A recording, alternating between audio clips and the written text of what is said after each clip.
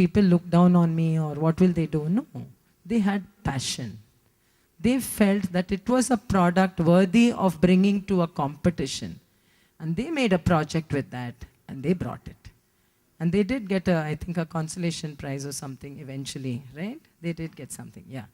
So they brought the product for display on the last day, and they did end up getting a consolation prize. It was very, very well done. But why I'm saying is the main promoter of that, he had a passion. And that is the excitement you bring to the project. They didn't need to bring substantial money. They didn't need bank loans. But they brought that excitement of the project, and that is the excitement you need to have.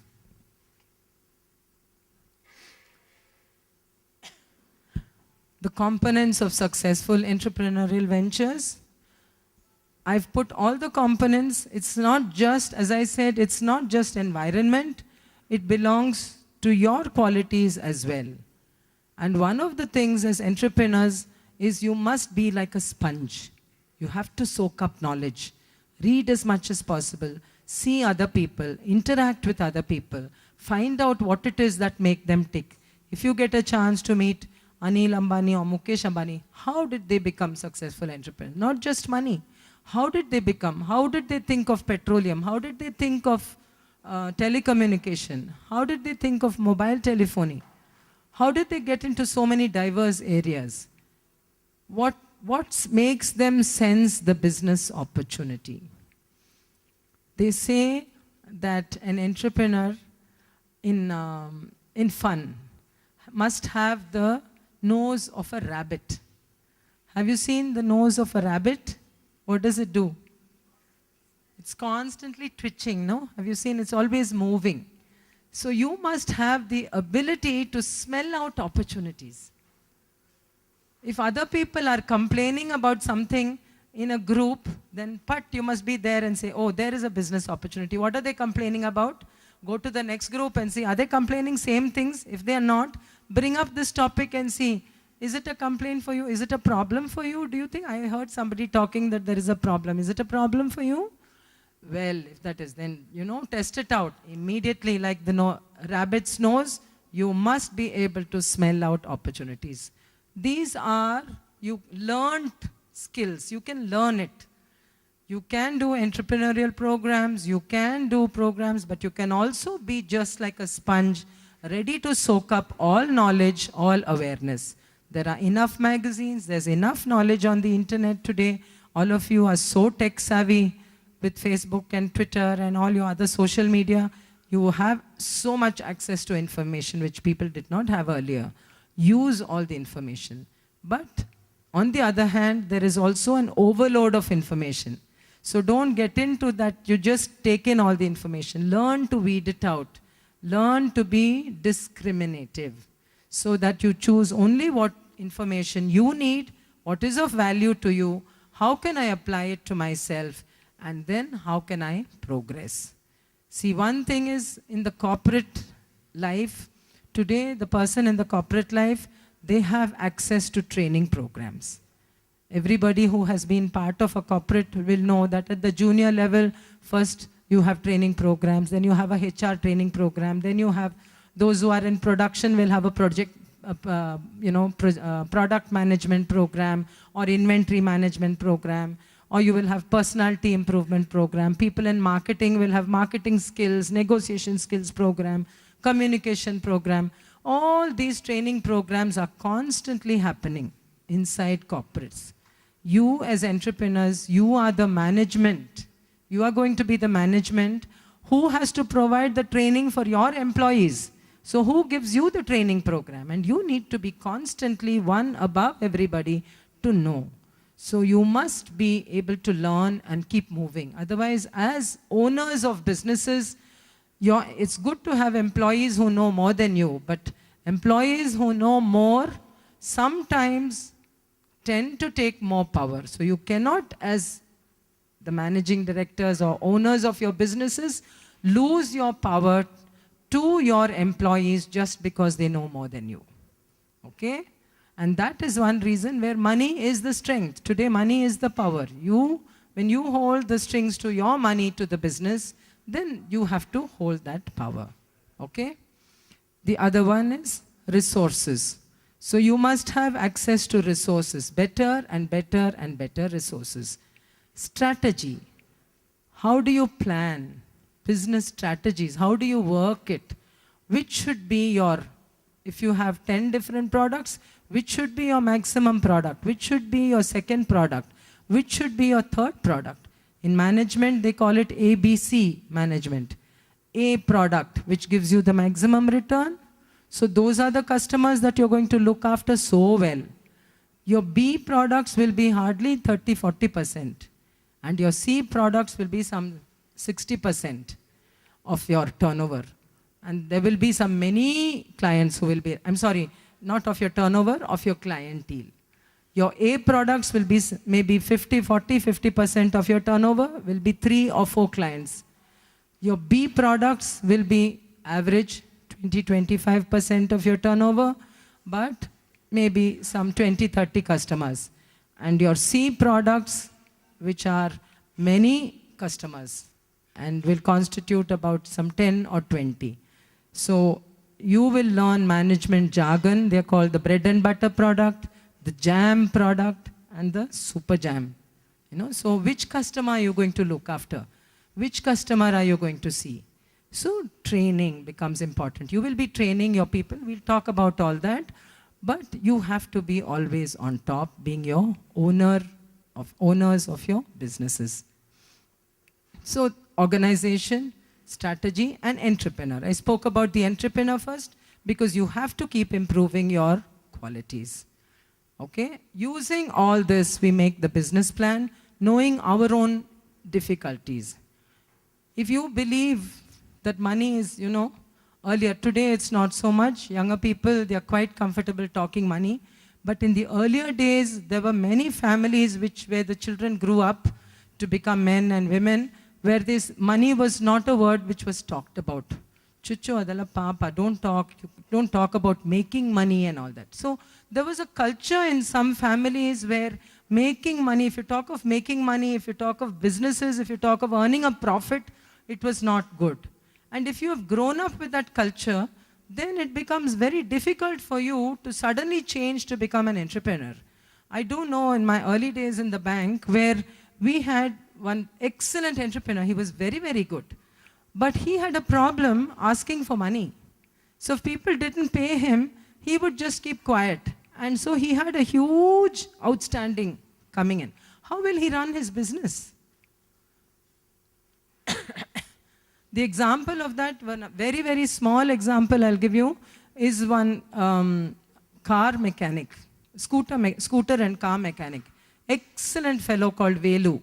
He was one of the entrepreneurs that we had taken for training as an example. He used to work in one of these, at that time it was, I think, Hindustan Ambassador, like our Maruti workshops. And he had learnt everything to know about the business, started from a small age. He was very good. And he knew about the scooters, everything there was to know about everything. And more importantly, he was a very good person at heart. So when he decided to set up business, he came to the bank and said, I have 30 years of experience, I'm so well trained, this, that, and that branch. At the bank branch, they recommended, they said, we know him, he's very well. Let's give him a small loan of he wanted some 3-4 lakhs at that point of time to set up his own business. And everybody thought, knowing so much, he will be very, very extremely successful. So he started his business, and then there was no dearth of customers because all those who used to go to the company earlier would come to him. And always this manager would pass by his workshop and he would wave out to him, and this man would service his car and scooter very, very happily. He would do well. There was always a queue of vehicles, always queue of people waiting for him. 2 years later, this man came crying to the manager, saying, Bedi sir, I'm going to close up my business. Nange nadsakke taakat illa ansatte, capacity illa nange. I want to close, nange esh loss aito saku. So this manager sat with him and asked him, what happened? He said, Ellaru bartare sir nange, 10 rupayi, 20 rupayi, 15 rupees, 20 rupees, I charge them for one small nut screw, some service, something. ಆಮೇಲೆ ನಾಳೆ ಬರ್ತೀನಿ ಕಣೋ ನಿನಗೆ ನಾಳೆ ಸಿಗ್ತೀನಿ ಅಂದ್ಬಿಟ್ಟು ಬುರ್ರಂತ they drive off. I don't even manage to collect 20 rupees, 50 rupees from these people. ನಾನು ಅದನ್ನು ಬರೆದಿಟ್ರೆ amount due to me in several lakhs it is due. None of them pay. They all own big cars. You're very good Velu ಅಂತ ನನಗೆ ಬರ್ತಾರೆ, but they don't give me the money. ಅವ್ರನ್ನ ಕೇಳಿದ್ರೆ ನಾಳೆ ಸಿಗ್ತೀನಿ ಕಣೋ, ಎಲ್ಲಿ ಹೋಗ್ತೀನಿ ನಾನು, ನೀನು ಇಲ್ಲೇ ಇರ್ತೀಯ, ನಾನು ಇಲ್ಲೇ ಇರ್ತೀನಿ, and they drive off and I don't get my money. I don't think I'm cut out for business, he said. So it doesn't mean that if you are very successful at your work that you are going to be a successful entrepreneur. You have to have those qualities which are important. You must have that ability to say, yes, this is my money, please give it to me. I need it. I need it to do another service. I need to buy another spark plug, or I need to buy something else, or I need to buy a clutch cable, or whatever it is that I need for the vehicles. I need to keep stocks of spare parts and oils and whatever else. So I need that money. But the trouble was, he, as an individual entrepreneur, you identify yourself too much with the business. So he became his business. So he was not able to say, ನನಗೆ ನೀವು ಕೊಡ್ತೀರೋ ಇಲ್ವೋ, ಇದು ಬಿಸ್ನೆಸ್ಗೆ ಬರಬೇಕು sir, ನೀವು ಕೊಡಬೇಕು, business ಕೆಲಸ ಮಾಡಿದೆ, ನೀವು ಬಿಸ್ನೆಸ್ಗೆ ಬರಬೇಕು. He was not able to say that. When you identify, you say, I need the money. And if you don't need the money and you're well off, they will end up saying, ನಿನ್ಗೆ ಯಾಕೋ ಇವತ್ತು ಪರವಾಗಿಲ್ಲ, you are well off, ಬಿಟ್ಬಿಡು 20 ರೂಪಾಯಿ, next time ಬಂದಾಗ ಕೊಡ್ತೀನಿ, ನನಗೆ change ಇಲ್ಲ.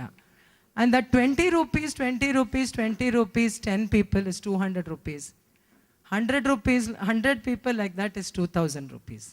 That may have been his entire monthly turnover. Right? So, these are what I'm trying to bring when I talk about the entrepreneurial qualities. So, but if you identify that that is a quality which is within you, and you will attempt to change, but till you change, you are not able to, you're not going to let your business suffer. Very simple, put a manager there. Put a manager and say, I will look after the technical side, your job is to write the slips and collect the money. We told him that, and that, I mean, when he came, the branch manager pushed him on to us and said, see what you can help, and he's a good fellow, deserving. And okay, we said it's a small enough business, let's try it as an example in our bank. And we told him, why don't you appoint a rough fellow as a manager? So he said, yeah, I have a friend on sumne yargu mulajila channag bike bandid helbidtane, I'll get that fellow to see if he'll work for me. So he got him, and I said, try him out for 1 or 2 months. And that fellow was really good for his business. He was rough, even he would yell at Velu himself sometimes. But he was very good for the business. Because he will say, nam sir olagidare, he's doing something with your scooter only, you pay me the money, give the slip, then only your vehicle will get released. He was so. But in 6 months, he had managed to collect nearly 70% of the dues. And without losing any customer. Velu was very scared that if he insisted on money paying, on the party paying the money, sir, ನಾನು 3 ಸತಿ ಕೇಳಿದ್ರೆ ಅವ್ರು ನನ್ನ ಹತ್ರ ತಿರ್ಗಾ ವಾಪಸ್ ಬರೋದಿಲ್ಲ sir, he would say to the manager. So he was very scared. He was a timid fellow. After all, he had risen up from the ranks. So that was his fear eventually. So when we helped him support his organization by putting that person there, that fellow was rude. But most of the customers, what they said, ಈ ವೇಲು ಯಾವನೋ ಹಿಡ್ಕೊಂಡು ಇಲ್ಲಿ ಬಂದು ಹಾಕಿದ್ದಾನೆ, but ಪರವಾಗಿಲ್ಲ, ನನ್ನ ಗಾಡಿನ ಸರಿ ಮಾಡ್ತಾನೆ, it's okay, let us tolerate this fellow for 2 minutes and will give him ಅಂತ. They started tolerating and accepting him over a period of time. So I am giving you very small examples as illustrations so that it will stay in your mind that you do have solutions to problems. You do have solutions, but your qualities will impinge on your business, and the business environment will impinge also on your business. And if both of them, the weak and the weak, get together at a risk-making time, at a risk happening or a crisis happening time, if your weaknesses of bad financial management or lack of financial management doesn't allow you to take hard decisions, then your business is in for trouble. Okay?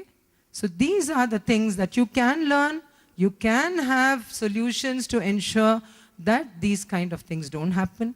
Be a sponge, soak in information, look around you, look around you.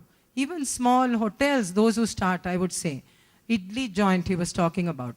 If there is an idli joint here in, say, let's say in Gandhinagar, and there is another idli joint in Rajaji Nagar, if find out, go there as a customer, see what he gives. If he is making 20% profit and you are making 18% profit, you need to know why you are not making 22% profit. Why is an idli joint in Rajaji Nagar making 20% and why are you getting only 18%? Why? Can you improve your raw material procurement at a lower rate? Can you make better use of your manpower? Are you paying more for being rent by way of rent in a central area? What is the reason? You should know.